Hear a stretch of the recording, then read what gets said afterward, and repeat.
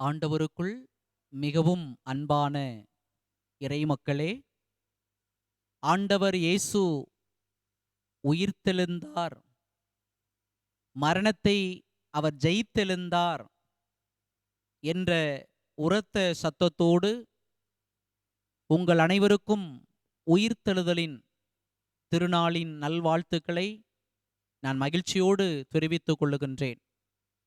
இந்த தொலைக்காட்சி வழியாக இதை பார்த்து கொண்டிருக்கிற உங்கள் அனைவருக்கும் இறைமகன் இயேசுவின் ஈடு இணையற்ற நாமத்தினாலே ஈஸ்டர் நல்வாழ்த்துக்களை தெரிவித்துக் கொள்ளுகின்றேன். அன்புமிக்க இறை உள்ளங்களே,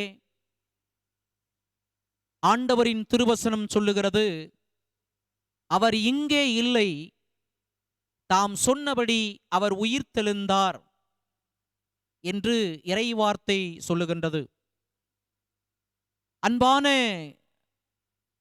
இறை விசுவாசிகளே, இந்த உலகத்தில் வாழுகின்ற நம் எல்லோருக்கும் மரணம் என்பது உறுதியானது.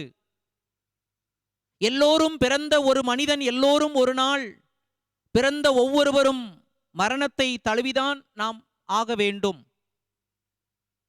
மரணத்தோடு ஒரு மனிதனுக்கு வாழ்வு முடிந்து போகாது. அந்த மரணத்திற்கு பின்பும் ஒரு வாழ்வு இருக்கின்றது. அந்த மரணத்துக்கு பின்பும் இறைமக்களாகிய உங்களுக்கும் எனக்கும் உயிர்ப்பு இருக்கின்றது, உயிர்த்தெழுதல் உண்டு என்கின்ற அந்த ஆழமான சத்தியத்தை இயேசுவினுடைய உயிர்த்தெழுதல் நமக்கு உணர்த்துகின்றது. இயேசுவினுடைய உயிர்த்தெழுதல் நமக்கு மிக தெளிவாக நமக்கு அதை உணர்த்துகின்றது. அன்பானவர்களே, எல்லோரும் நமக்கு நன்றாக அறிந்த தெரிந்த முட்டையை நீங்கள் எடுத்துக்கொள்ளுங்கள். ஈஸ்டர் என்று சொன்னாலே முட்டையை அடையாளமாக சொல்லுவார்கள். எப்படி ஒரு கோழி தான் இடுகின்ற அந்த முட்டையை 21 நாட்கள் அதை அடைகாத்து அந்த 21வது நாள் அந்த முட்டையினுடைய ஓடை உடைத்து கொண்டு அந்த குஞ்சியானது வெளியே வருகின்றது. சரியான அந்த நாளிலிருந்து ஒரு நாள் கூட அதிகமாகாமல் எவ்வளவு வேகமாக அதிலிருந்து ஒரு ஜீவன் உருவாகிறது. நம் அருள்நாதர் ஆண்டவர் இயேசுவும் கூட நமக்காக பாடுபட்டார், நமக்காக மரித்தார், நமக்காக கல்வாரி சிலுவையிலே தன் ஜீவனை கொடுத்தார். அவர் தன்னுடைய வாழ்விலே அவர் அடக்கம் செய்யப்பட்டார். தாம் சொன்னபடியே அவர் 3வது நாள் உயிர்த்தெழுந்தார். வேதம் சொல்லுகிறது, புரட்ட முடியாத கல் புரட்டப்பட்டிருந்தது, கல்லறை வெறுமையாக இருந்தது. இதெல்லாம் இன்றைக்கு திருமறை நமக்கு தெளிவாக உணர்த்துகின்றது. இந்த சிறப்புமிக்க உயிர்த்தெழுதலின் நாளிலே உங்களோடு நான் சொல்லுகிற செய்தி, இந்த மகிழ்ச்சியான ஒரு அனுபவம், இயேசு ஆண்டவர் நமக்கும் உயிர்த்தெழுதல் உண்டு என்கின்ற ஆழமான சத்தியத்தை அவருடைய உயிர்த்தெழுதலின் வழியாக நமக்கு அறிய செய்திருக்கின்றார். அன்புக்குரியவர்களே, மரணம் ஒரு மனிதனுக்கு முடிவு ஆகாது. மரணத்திற்கு பின்பும் ஆண்டவர் நமக்காக ஒரு வாழ்வை வைத்திருக்கிறார். மரணத்திற்கு பின்பு நம் எல்லாருக்கும் உயிர்த்தெழுதல் உண்டு என்கின்ற அந்த சிந்தனையை இறை வார்த்தையின் வழியாக நாம் உணர்கின்றோம். இன்றைக்கு இந்த நாளின் செய்தியிலே பார்க்கின்ற போது அவர் மரணத்தை ஜெயமாக விழுங்கினார், மரணத்தை ஜெயித்தார் என்று சொல்லி நாம் பார்க்கிறோம். நீங்கள் திருமறையிலே படிக்கின்ற போது இதோ அவர் மரணத்தை ஜெயமாக விழுங்கினார், உயிர்த்தெழுந்தார் ஆண்டவர் இயேசு. எவ்வளவு சந்தோஷமாக அதை நாம் சொல்லுகின்றோம்.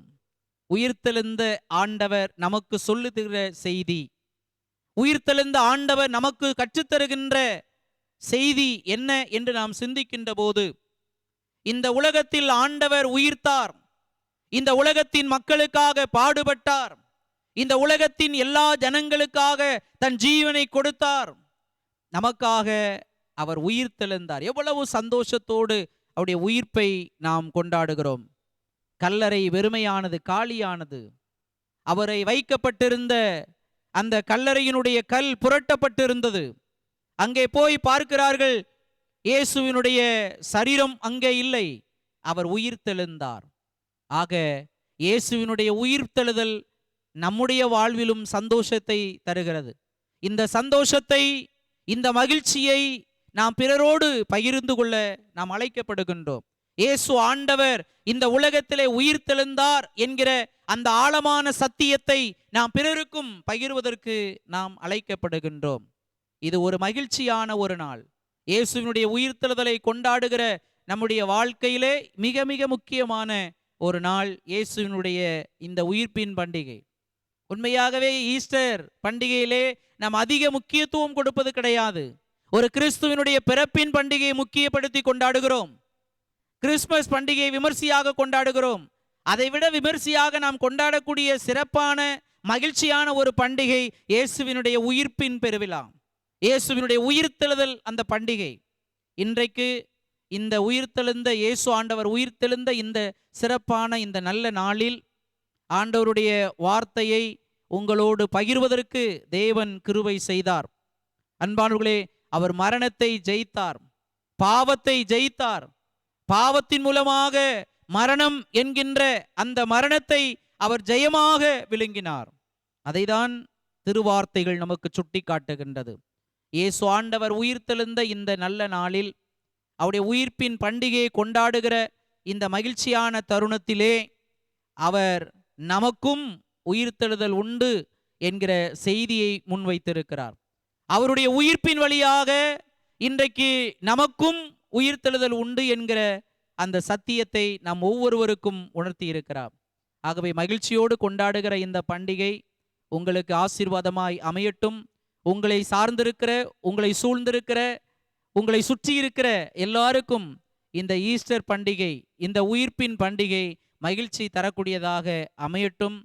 ஒரு முறை கூட ஆண்டவர் இயேசுவின் நாமத்தினாலே உங்கள் அனைவருக்கும் என் அன்பு கலந்த ஈஸ்டர் நல்வாழ்த்துக்களை, உயிர்த்தெழுந்த திருநாளின் நல்வாழ்த்துக்களை.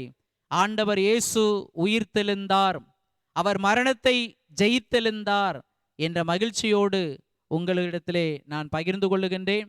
வாய்ப்பினை கொடுத்த அன்பு கலந்த அருமையான அன்பு இந்த தொலைக்காட்சி ஹோலி லேண்ட் என்று சொல்லக்கூடிய இந்த தொலைக்காட்சி நிறுவனத்திற்கும், இந்த ஊழியத்தை சிறப்பாக செய்து வருகிற என் அன்பிற்குரிய அன்பு போதகர் அவர்களுக்கும், அவரோடு இணைந்து இந்த ஊழியத்தை செய்து வருகிற உங்கள் அனைவருக்கும், இதை பார்த்து கொண்டிருக்கிற அத்தனை விசுவாசிகளுக்கும் அருமையான இந்த நல்ல நாளில் ஒரு முறை கூட என் அன்பு கலந்த ஈஸ்டர் நல்வாழ்த்துக்களை என்னுடைய சார்பாகவும், நான் பணியாற்றி கொண்டிருக்கிற காப்புக்காடு கல்வாரி லுத்தரன் திருச்சபை சார்பிலும் உங்கள் அனைவருக்கும் மகிழ்ச்சியோடு தெரிவித்துக் கொள்ளுகின்றேன்.